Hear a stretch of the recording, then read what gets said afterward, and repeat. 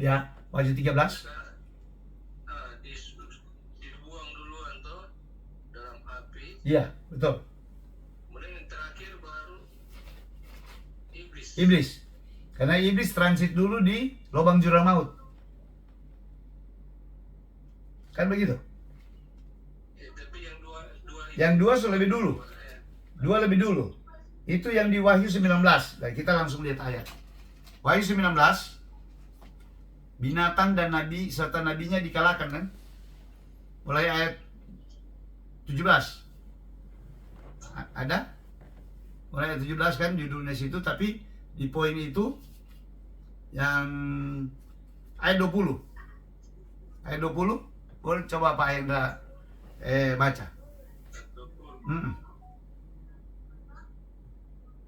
Maka tertangkaplah binatang itu dan bersama-sama dengan dia nabi palsu. Ya. Yang telah mengadakan tanda-tanda di depan matanya, dan dengan demikian ia menyesatkan mereka yang telah menerima tanda dari binatang itu dan yang telah menyembah patungnya. Keduanya dilemparkan hidup-hidup dalam lautan api yang menyala-nyala. Oke, jadi penghuni pertama neraka Gehenna, ini dia, Antikris dan nabi palsu. Ya kan? Sedangkan yang lain dibunuh. Berarti mati saja kan? Tetapi belum bangkit. Dia kan mau bangkit pada kebangkitan kedua, kebangkitan orang-orang yang binasa. Nah, sedangkan iblis, Kecuali dua ini. iya, dua ini. Jadi waktu pertarungan terakhir, Tuhan binasakan semua yang jahat.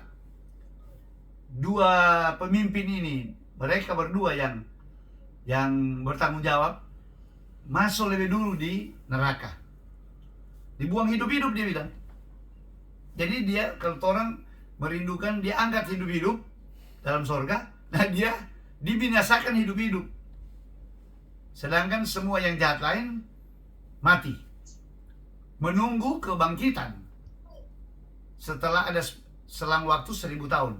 Karena sesudah ayat 21 kan masuk kerajaan 1000 tahun. Oke?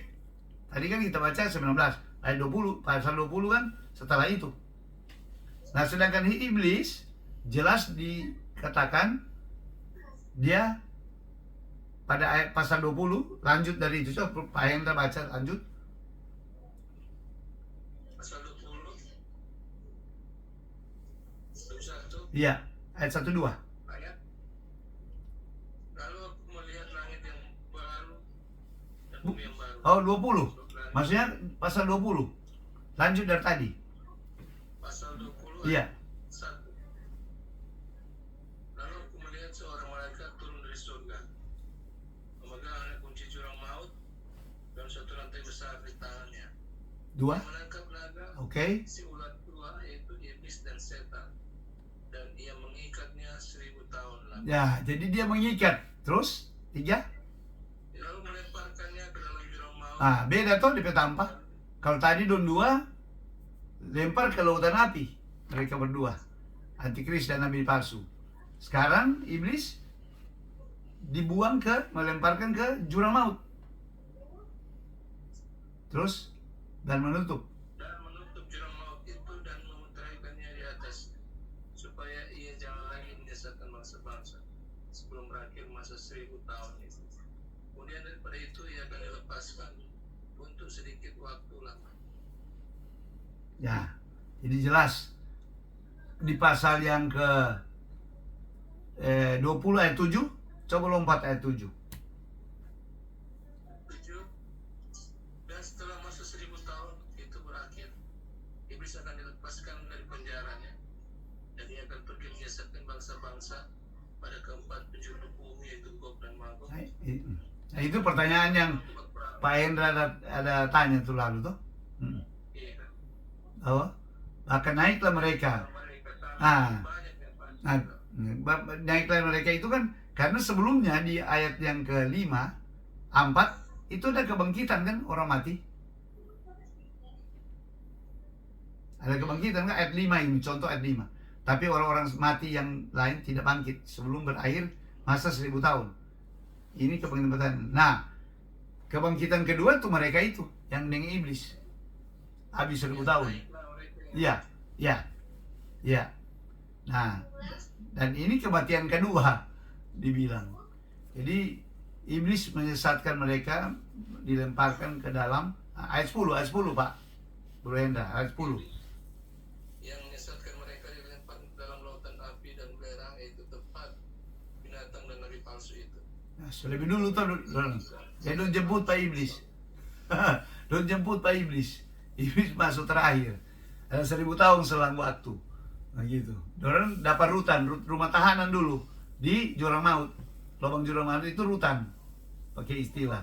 DP penjara betul sudah di neraka. Gitu. Disiksa siang malam sampai selama-lamanya. Sudah, game point itu. Jadi lewat 1000 tahun dulu. Cuma ada dua oknum itu yang antikris dan nabi palsu yang lebih dulu menghuni neraka. Jelas? Ya, ya. Jelas kan? Jadi tujuan mau tanya apa? Tadi. Banyak sama-sama Kang. Ya. Oh gitu. Ya Tuhan karena ada yang Tuhan mau Dua, satu. bukan, ini Tuhan mau finishing di akhir toh. Ini setan kan ada di kebangkitan terakhir. Kan karena ada 1000 tahun. Maksud Bro Hendra kan kapan soalnya nak isi sama-sama jo, termasuk nih orang-orang jahat. Dia pakai 2 kloter, 2 sesi deh. Toh. Jadi nih setan kan mau dipakai mau kerahkan lagi mobilisasi perang terakhir kan? Perang terakhir. Tapi mereka belum sempat bergerak, api seturun. Api seturun dari langit. Dia kan mau mengepung. Itu gara-gara Tuhan kasih kesempatan memang. Begitu. Untuk kalau Bro Henda yang dari Tuhan semua bagi 1 kali jo. Begitu. Kira-kira. Kalau dua yang pertama berarti itu kan banyak itu berarti. Nah, cuma ada 2. Tuh lain kan masih mati. Menunggu kan kebangkitan. Semua kan pemberontak mati. Pengikut kan. Pengikut kan mati semua. Kalau mati kan berarti masih perlu kebangkitan, dibangkitkan. Kebangkitan yang jahat yang kedua. Kebangkitan orang jahat. Mereka belum dibangkitkan kan? Waktu 1000 tahun yang bangkit kan sebelum memasukinya orang-orang percaya. Yang bangkit. Untuk hidup di kerajaan 1000 tahun. Di bumi. Masih di bumi. Gitu. Jelas sekali ini pasal-pasal akhir ini. Urutannya jelas. Akibat akhir juga jelas. Ya. Orang-orang yang mati syahid apa semua itu jelas sekali di sini dibilang. Diserahkan kuasa untuk 20 ayat 4. Ya, mereka tidak menyembah patung, tidak juga menerima tanda. Itu langsung hidup kembali. Menerima memerintah sebagai raja. Ya, itu akibat atau upah bagi mereka yang bertahan. Ya, bertahan lolos. Bisa dibilang. Jadi maksudnya siapanya sekalian aja begitu kan. Bro Elo maksud kenapa hanya 1 kali cuma menimbang pada orang begitu toh. Lama-lama deh.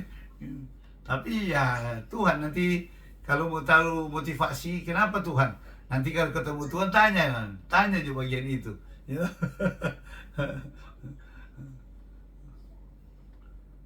Jadi itu yang saya bilang selalu, Tuhan bisa pakai semua termasuk setan, ya, kuasa-kuasa neraka. Kalau kita lihat di pencurahan sangkakala apa semua itu kan kuasa-kuasa neraka Tuhan manfaatkan untuk menyiksa manusia yang jahat, yang tidak bermeterai. Jadi penting sekali penekanan meterai di sini. Jadi kepemilikan itu sebabnya saya katakan tidak ada lagi main abu-abu, hitam putih. Karena ada apa? Perbedaan di meterai. Ada meterai Allah atau tidak? Di situ. Jadi tidak bisa lagi abu-abu. Kalau Anda tidak meterai Allah, kita punya meterai setan, meterainya antikris. Begitu kan? Itu sudah terjadi pemisahan. Di situ yang Nabi Malaki bilang akan nyata benar perbedaan Ya, orang-orang yang fasik dan orang-orang yang beribadah kepada Tuhan. Ya, yang mengikuti kebenaran yang benar kehendak Tuhan dan yang tidak. Di situ poinnya. Ya, jadi kita sudah sampai. Ada lagi? Cukup? Cukup? Ya. Udah mau jam 10 kan? Karena tadi kita